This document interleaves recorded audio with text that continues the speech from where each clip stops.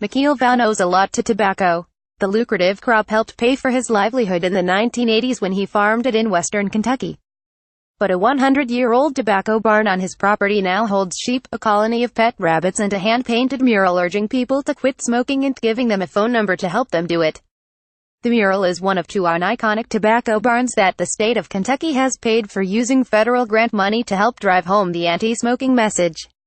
It is part of a campaign targeting the state with one of the highest smoking rates in the country, where more than 8,000 people die from tobacco-related illnesses every year.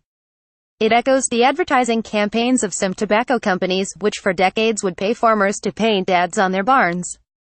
It's a milestone for Kentucky, whose economy once depended on the tobacco industry, that the government is supporting the anti-smoking effort in ways that once seemed impossible. For Vaughn, it's more personal. It's a way to ease his conscience. For decades, Vaughn and his family grew tobacco in Kentucky, as did most every other farmer in this rural state. He never thought about it, until he took a job for an oil company working at truck stops, where he sold cigarettes to smokers.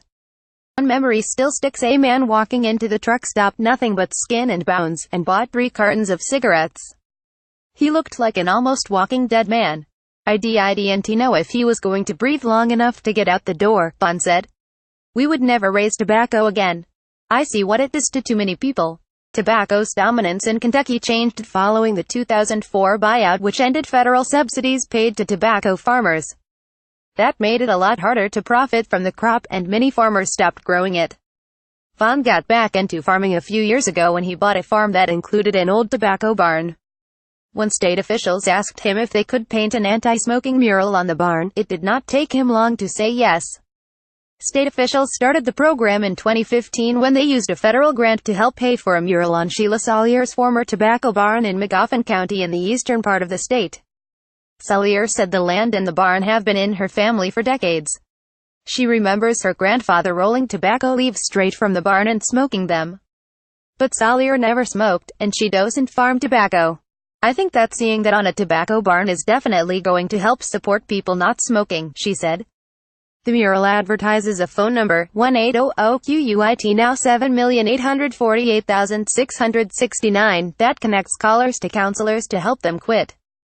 They can be paired with a coach who will call them every few weeks to check on them. Since the mural went up in Magoffin County in 2015, the helpline has had a 60% increase in calls from that county, according to Bobby Gray, the tobacco cessation administrator for the Kentucky Cabinet for Health and Family Services.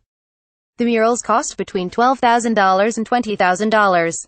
Farmers are paid between $600 and $1,000 and agree to leave the mural up for 5 years. Kentucky officials got the idea from West Virginia, home of the former Block Brothers Tobacco Company, which was famous for paying farmers to paint their barns to advertise their male pouch-chewing tobacco brand. The slogan, "Treat yourself to the best," spread across thousands of barns and has developed a cult following today. Greg Puckett, executive director of the nonprofit group Community Connections, came up with a plan to paint tobacco barns with the slogan, "Treat yourself to health." His organization has used a mix of state and federal grants to paint 13 barns across the state. Generations know to look at advertisements on barns. It's a true part of Americana, a true part of Appalachian culture and history, he said. If we can get a prevention message out there to counter the devastating impacts of tobacco, why wouldn't we? Copyright 2017 The Associated Press. All rights reserved. This material may not be published, broadcast, rewritten or redistributed.